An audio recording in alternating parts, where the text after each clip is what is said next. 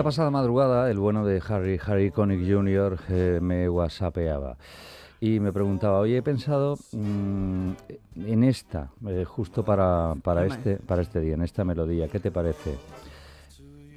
¿Te puedes creer, Carmen Rubio y Soler? ¿Qué tal? Buenos días, Carmen. Buenos días, ¿qué tal? Que no he sabido responderle. Harry. Es que cuando te hace una proposición como esa no sabes nunca.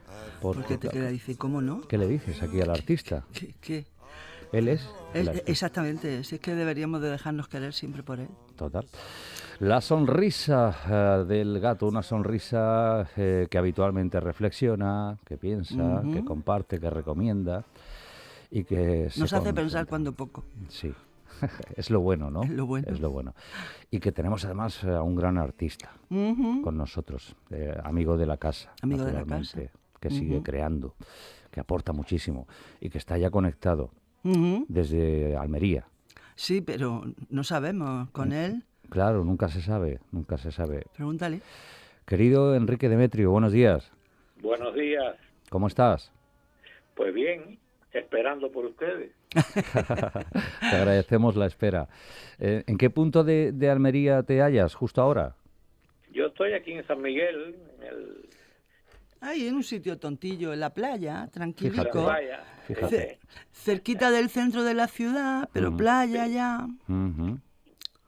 Con una terraza muy mona. Qué sí, bueno. Una tontería. Oye, ¿en este momento tienes una ventana cerca, Enrique? Sí. ¿Podrías describirnos, o sea, hacernos la fotografía de tu momento justo ahora?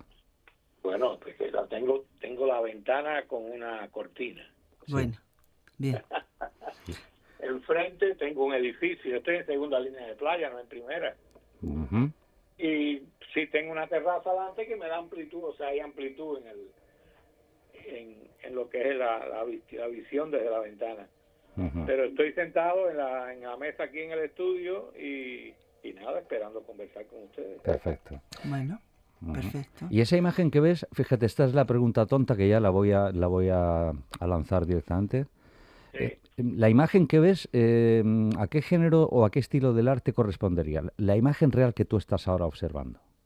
¿La de la ventana? Sí. No, la de la ventana es una arquitectura horrorosa, modernista, de la década del 70, que fluyó mucho en Almería. Kitsch, es una imagen kitsch. Esa, ¿no? La que está casi en toda Almería. Sí. Casi no. Pero, bueno, se salvan pocas calles. De esa época del 70, que saben que muchos proyectos todos iguales. Todo iguales. No sé, todo.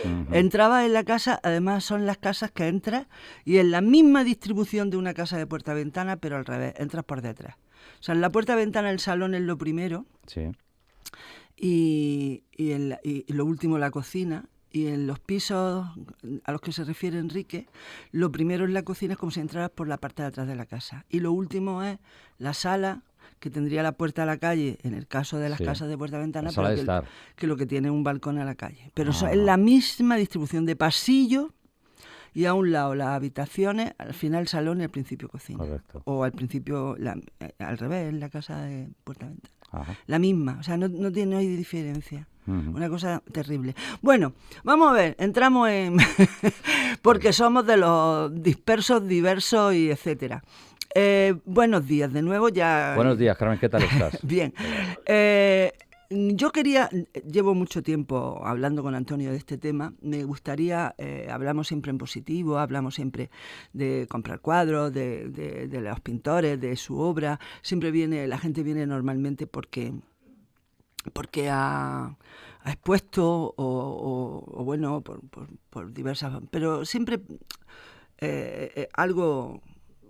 Bueno, pero yo tenía muchas ganas de hablar de algo que nunca se toca y te he llamado a ti porque eres quizás de los más profundos artistas con los que yo hablo de arte y con el que me apetecía hablar de este tema.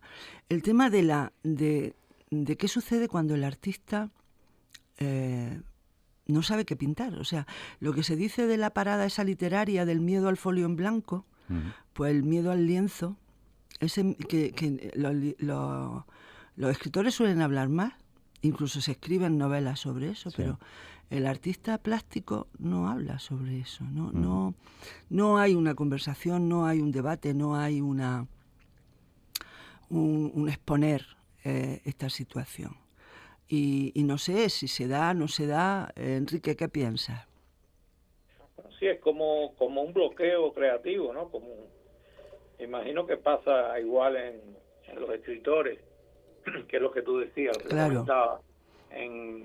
Yo pienso que hay muchas aristas, ¿no? Que tienen muchas especificaciones. Depende también de cómo enfoque el artista la creación.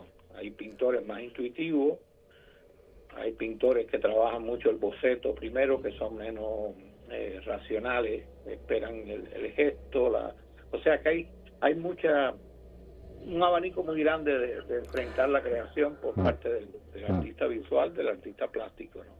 Ahora, lo que sí hay algunas regularidades. Yo pienso que una de ellas puede radicar cuando uno cambia de una serie de trabajos, por ejemplo, con características similares a otras. Por lo menos es lo que más me pasa a mí. Ajá. O sea, yo termino una serie completa con una temática determinada, con una factura determinada, y me cuesta mucho romper, ¿no?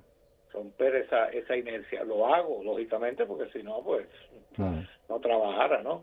Pero eso es un momento que es interesante, que se puede, como diría yo, la experiencia me ha dado que ya cuando uno va percatándose de que lo que ha hecho ya es finito, ¿no? Ya no da más, y uno empieza a bocetar y a tratar de irse a otras vertientes, ¿no? Y ahí se puede producir un vacío. Eso está claro, un vacío, sobre todo cuando uno trabaja obras de mayor envergadura, de mayor tamaño, y hay como un miedo a que eso que empieza tenga error, o sea, no sea perfecto como uno lo esperaba, y tal vez que se parezca a alguien que hace obra, no sé, hay varios aspectos, ¿no? Una de las cosas es el miedo a que esa obra, que tiene un formato mayor, fracase como obra. Pero además lo interesante de esto es que fracase como obra a uno, que es el que la está creando. Sí, sin pensar en el público, no al espectador. Y aquí yo recuerdo una frase de Duchamp, ¿no? Que él hablaba del coeficiente de arte, ¿no? Que es lo que una cosa es la intención del artista y otra cosa es la realización del artista, ¿no? En fin de cuentas, la realización final tiene que ser dada por el público, ¿no? Pero no obstante, uno hace lo mismo, o sea, como si uno se convirtiera en público de su propia obra, y esto, bueno, puede dar resultados positivos o no. Ese es uno. Yo creo que ese bloqueo, para mí, en mi caso, es importante, ¿no? Los cambios de una forma de crear a otra, o tal vez cambio de una técnica también, cambio de recursos técnicos. Ese es uno de los importantes. Y ese bloqueo, quiero decir, desde fuera uno se imagina que es cíclico, que os pasa a los artistas, pues no voy a decir que constantemente, pero a menudo. Con lo cual, es decir, las claves para salir de ese bloqueo también se supone que serían más sencillas, porque habéis salido, ¿no? En otros casos, claro. Sí, yo creo que sí, pero hay por eso te decía que había varios. Esto es lo que a mí me pasa desde el punto de vista del trabajo general. Ahora, cuando hablas de diario, ¿no? Del diario, siempre hay un miedo al lienzo blanco. Vértigo. Eso es inevitable, aún cuando hayas hecho un boceto. Tal vez al boceto a veces hasta peor, ¿no? O sea, porque te encuentras con eso, y una cosa es lo que tú imaginaste, lo que tú tienes en el boceto. A lo mejor diste todo en el boceto y después no en la obra final. Claro. O sea, esto tiene... Yo te digo que no hay una regularidad. La regularidad es que sí existe un bloqueo. Eso está claro. Y puede ser en parte del taller. Por eso hay tantas anécdotas con respecto a cómo resolverlo. ¿no? Eso, yo lo que... Pero eso es tan diverso que cada uno tiene su... A lo mejor yo lo resuelvo tomando vino tinto, y, ¿no? Sí, sí. Que me desinhibe, a lo mejor me lo resuelvo yendo al mar a sentarme, o sea, hay muchas, depende de cada persona. Es una... Ya. Pero, por ejemplo, hay una cosa de las que has dicho que me llama mucho la atención. El miedo al lienzo en blanco yo no lo he tenido. O sea, yo ¿No soy te ha pasado nunca? No, yo soy de las que mete la brocha cargada de pintura y aguarrás y tapo. No me da, quizás porque lo primero que hago es ocultar el blanco.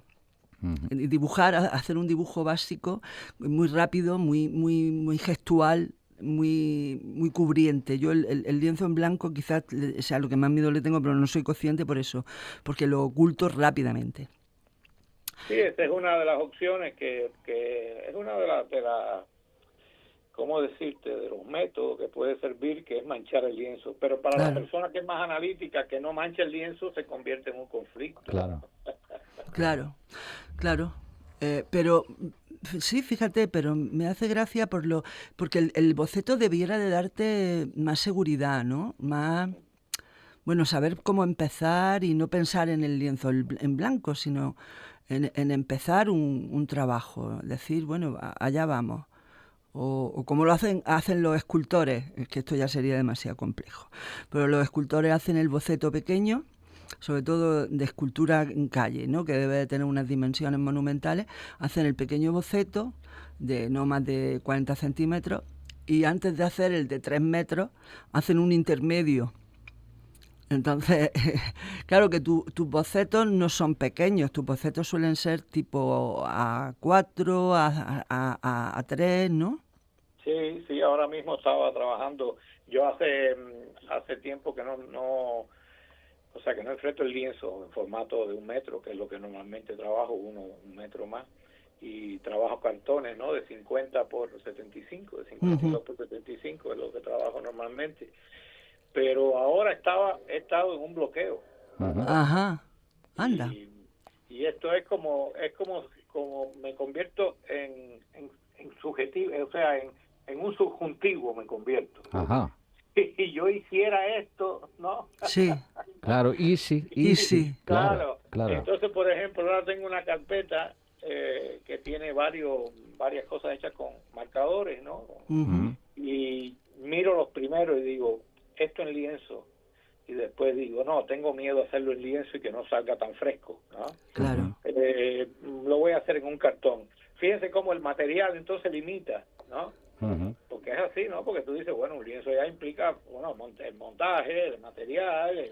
Claro, te va condicionando también. Si es óleo, si es óleo, el tiempo de secado, una serie de cuestiones, ¿no? Y económicas, no nos engañemos. También, la primera, la económica. Una cosa fresca, rápida, se la podía permitir Picasso en un lienzo, pues cualquiera no. Claro.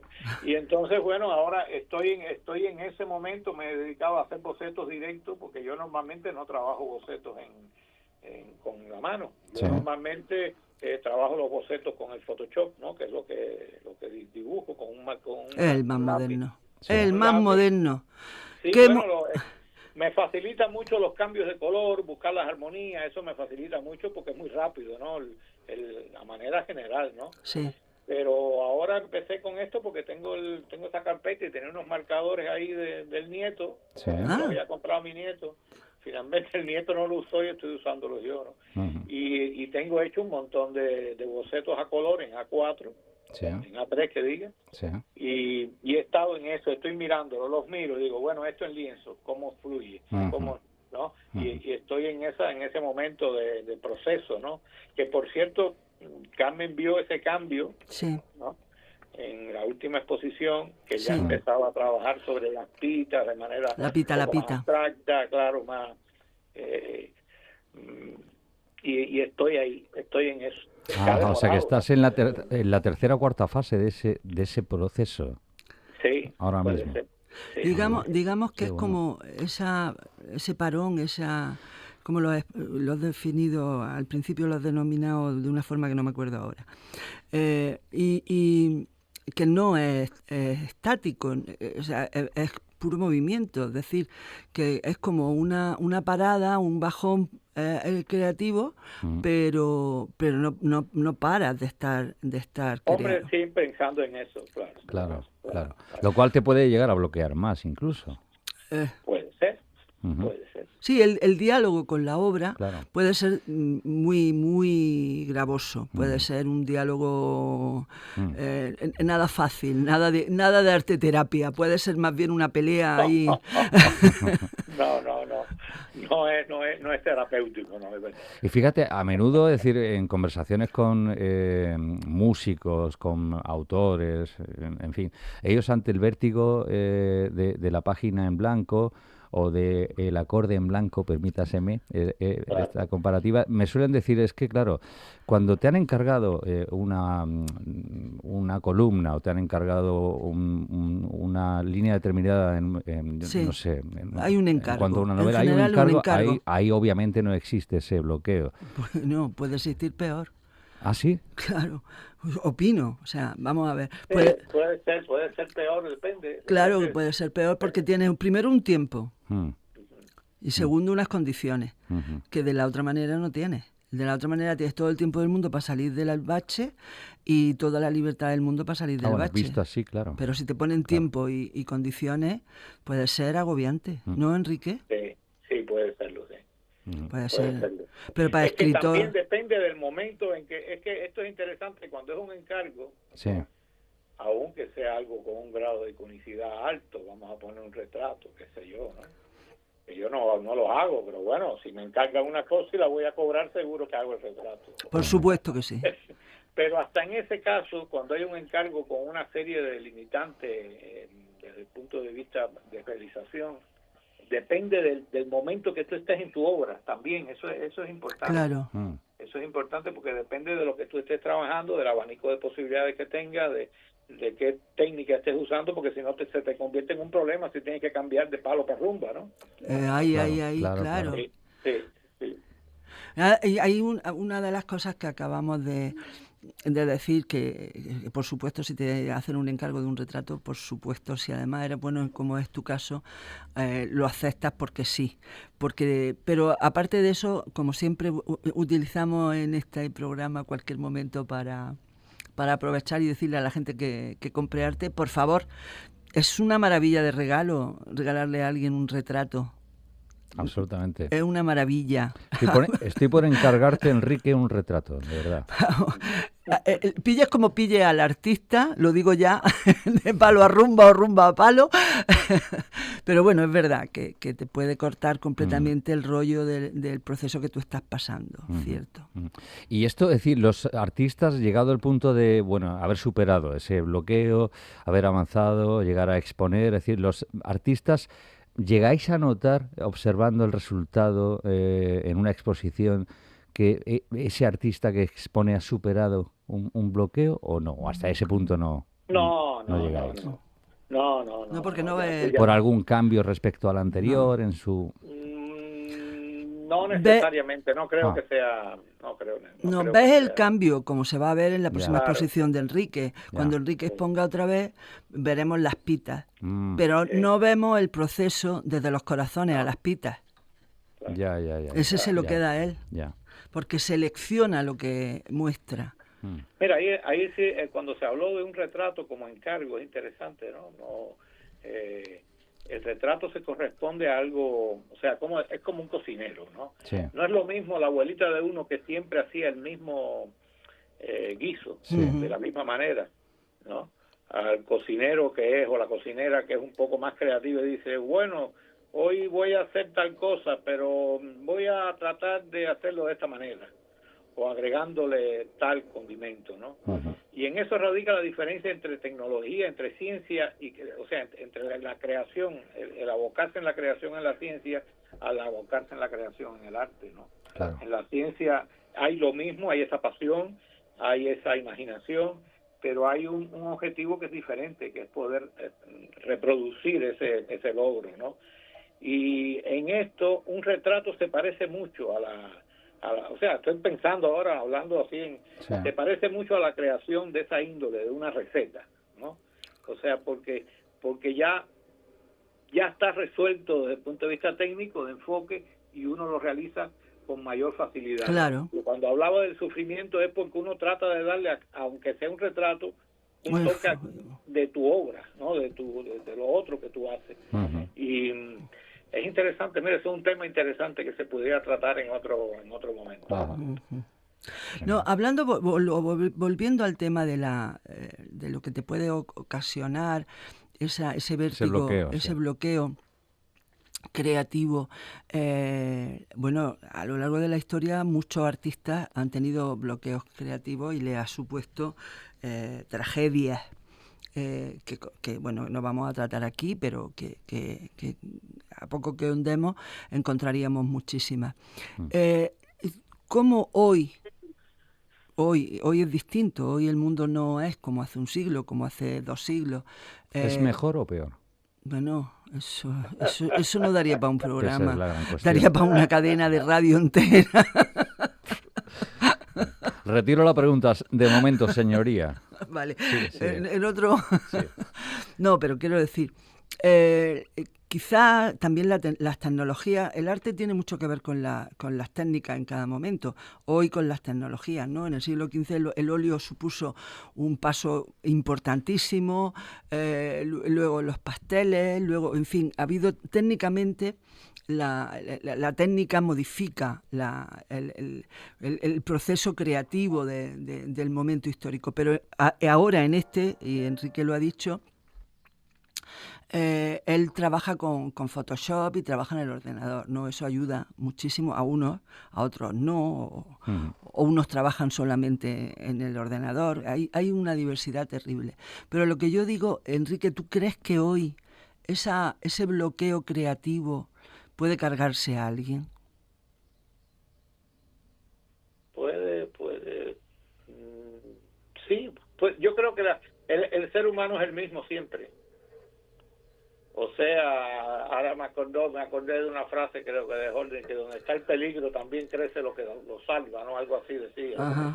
Y yo creo que sí, que yo creo que sentimos lo mismo, o sea, eso del amor, el odio, esto, lo otro, es lo mismo, ¿no?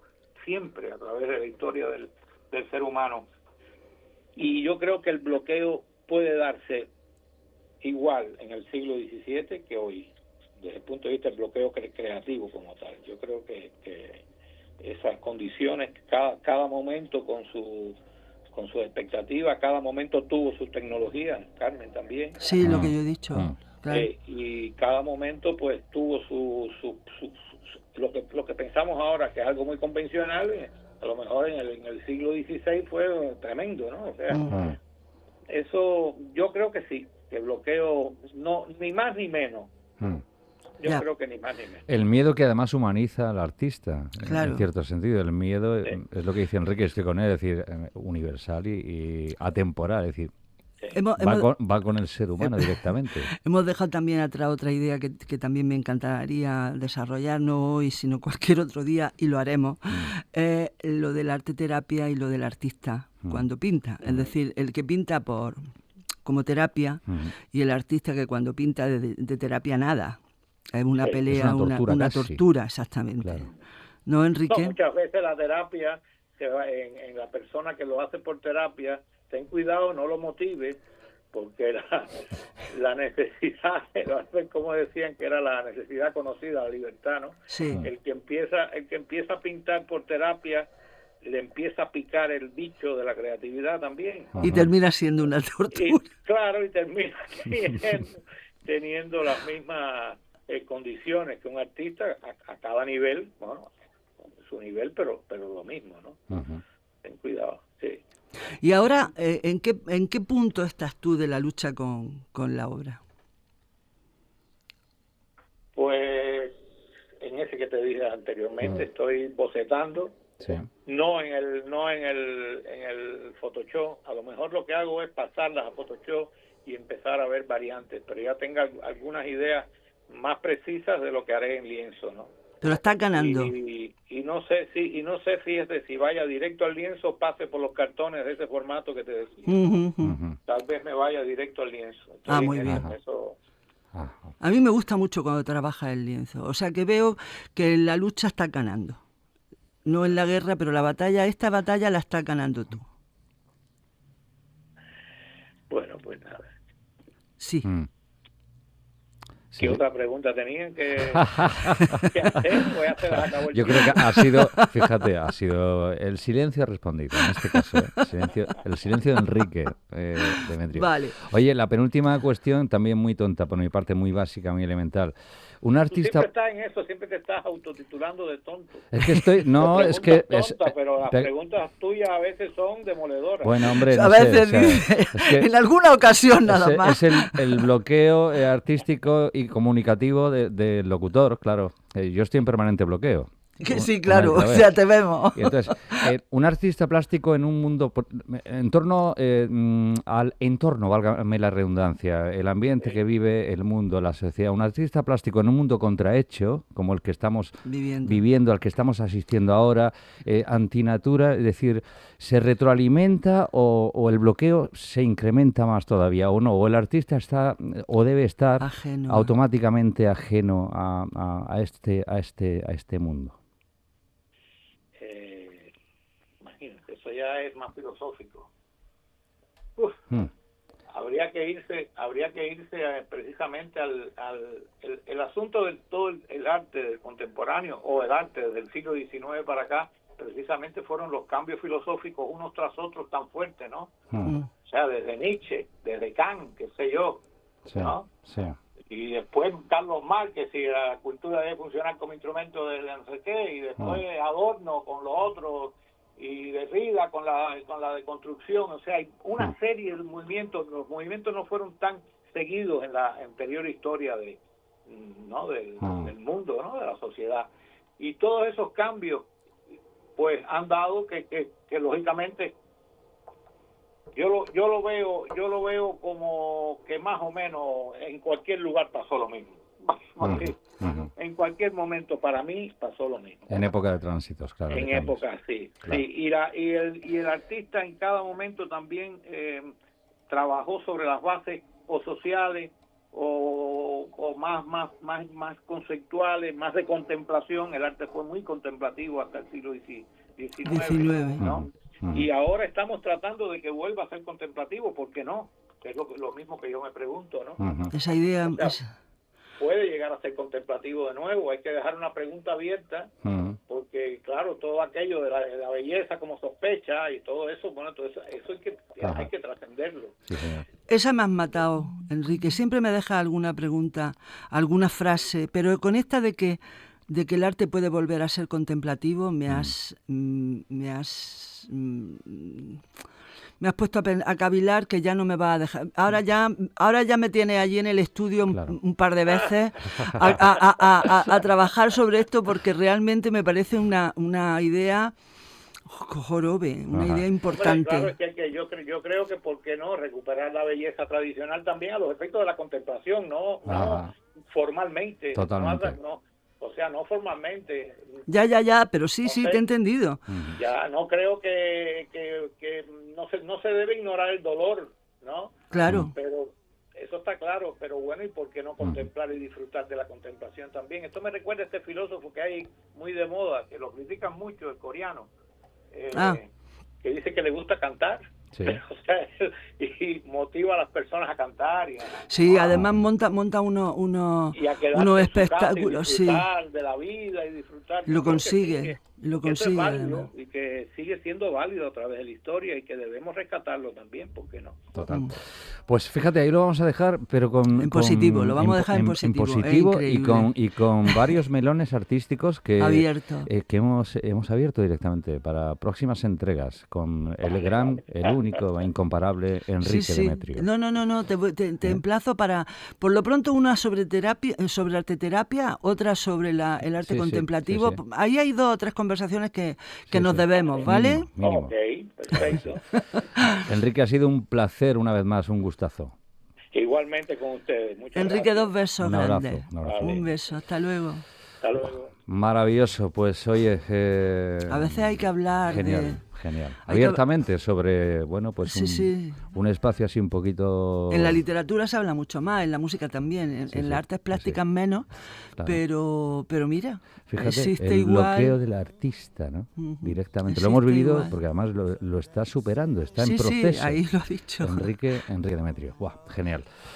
Que luego sacará unas pitas, porque acordaros, la palabra pita, pitaco, serán impresionantes, o sea, lo veremos. Como diría mi añorada profe de arte, Beatriz Bravo, genial como siempre, de Rubio, de Soler. También fue profesora a mí. Sí, y Demetrio, Enrique. Pues Carmen, hasta la próxima semana. Hasta la próxima semana. Since the dear day of our meeting, I've wanted to tell 87.6